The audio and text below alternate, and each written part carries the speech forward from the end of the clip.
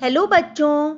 आज जो कहानी मैं आपको सुनाने जा रही हूँ उसका शीर्षक है अपकार का बदला। शांति वन में अनेक पक्षी रहा करते थे। कहीं सेमल के एक पेड़ पर घोंसला बनाकर चुनिया नाम की एक चिड़िया भी रहा करती थी। एक दिन दोपहर के समय चुनिया फुदक फुदक कर गाना गा रही थी। उसकी सहेलियां भोजन की तलाश में गई हुई थी। सुबह चुनिया की तबीयत कुछ खराब थी, इसलिए वह उनके साथ नहीं जा पाई। अब उसका जी जरा हल्का हुआ था, इसलिए वह घास में आकर गाने लगी थी। सहसा ही हवा का तेज झोंका आया। चुनिया की आंख में एक तिनका पड़ गया। वह दर्द से घबरा उठी। उसने जोर से आंख मली। जल्दी जल्दी उसने आंखें खोली और बंद की, पर तिनका फिर भी ना निकला। चुनिया बड़ी परेशान हो गई। तभी उसने देखा कि सामने से मयूर जी चले आ रहे हैं। चुनिया ने कहा, मयूर भाई, मेरी आंख में कुछ पड़ गया है, कृपया इसे जल्दी से निकालिए, नहीं तो मैं अंधी हो जाऊंगी। मयूर ने उसकी बात अनसुनी कर दी। उपेक्षा से चुनिया पर दृष्टि डालकर आगे बढ़ गया। रास्ते में वह बड़बड़ा रहा था, मैं निकालूंगा उस कलूटी बदसूरत की आंख से तिनका। उसे अपनी औकात देखकर ही बात करनी चाहिए। मयूर वास्तव में बड़ा घमंडी था। वह छोटे मोटे असुंदर पक्षियों से तो बात तक नहीं करता था। वह तोता, नीलकंठ, सारस आदि कुछ पक्षियों से ही मिलता जुलता रहता था। यही कारण था कि चुनिया से बात करना और उसकी सहायता करना मयूर को अपमान लगता था। चुनिया बेचारी बड़ी परेशान हुई। उसकी आंख से लगातार पानी बह रहा था। शाम तक वह खूब फैल गई और लाल भी हो गई।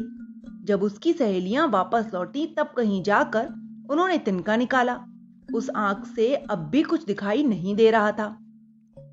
चिड़ियों को मयूर की बात सुनकर बड़ा गुस्सा आया। रन्नो अपनी आंखें लाल करके बोली, न जाने किस बात का घमंड है। भगवान की दृष्टि में सभी प्राणी बराबर हैं। उनके लिए न कोई छोटा है न कोई बड़ा। मानी चिड़िया कह रही थी, घमंडी और अहंकारी प्राणी को भगवान अवश्य दंड देता है। मयूर को भी एक न एक दिन बड़ा अच्छा सबक मिलेगा। चुनिया बोली, जो मुसीबत में पड़ने पर दूसरों की सहायता नहीं करता और फिर मुंह फिराकर चला जाता है, उससे बड़ा नीच और क्षुद्र दूसरा कोई नहीं है। सभी चिड़ियों ने चुनिया को ढाढ़स बंधाया। उन्होंने तरह तरह की जड़ी बूटियां लाकर उसकी आंख में लगाई। चुनिया की आंख का दर्द थोड़ा कम हो गया। वह पूरी तरह ठीक नहीं हो पा रही थी, इसलिए सभी चिड़ियों ने चुनिया से कह दिया कि वह अब कुछ दिन तक खाना ढूंढने न जाए। वे सभी उसके लिए खाना ला दिया करेंगी। अब चुनिया 4-5 दिनों से पेड़ पर ही बैठी रहती। बैठी बैठी वह भगवान के भजन गाया करती।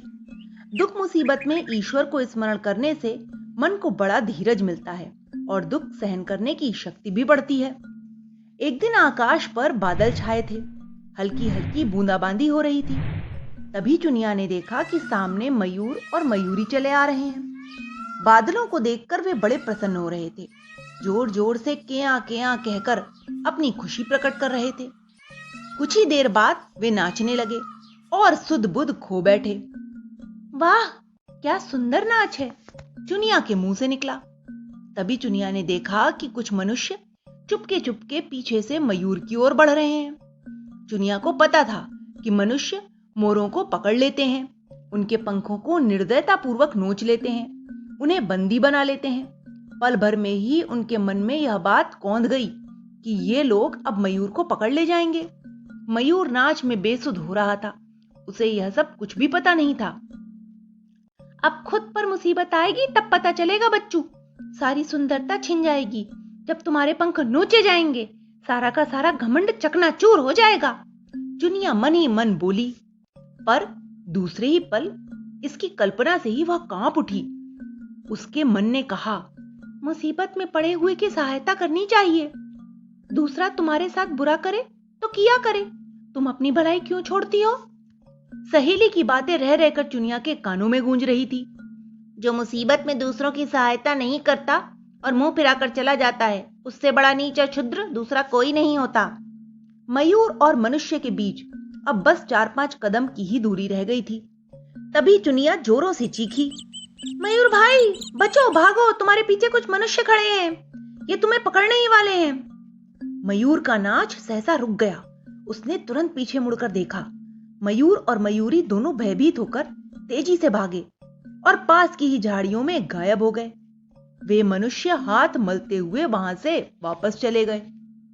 बहुत देर बाद मयूर झाड़ियों में से निकला और बोला, चुनिया बहन, मैं तुम्हारा यह उपकार कभी नहीं भूलूंगा। तुम चाहती तो चुप रहती, पर यह तुम्हारी महानता है कि तुमने अपना बुरा करने वाले का भी भला किया।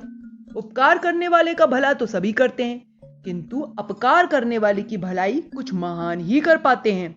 धन्य है ऐसे व्यक्ति जो दुश्मन का मन भी प्यार और सहानुभूति से जीत लेते हैं, उसे अपना बना लेते हैं। आज तुमने मेरी आंखें खोल दी हैं। छोटी होकर भी तुमने मुझे बड़ी शिक्षा दी है। तभी शाम होने लगी।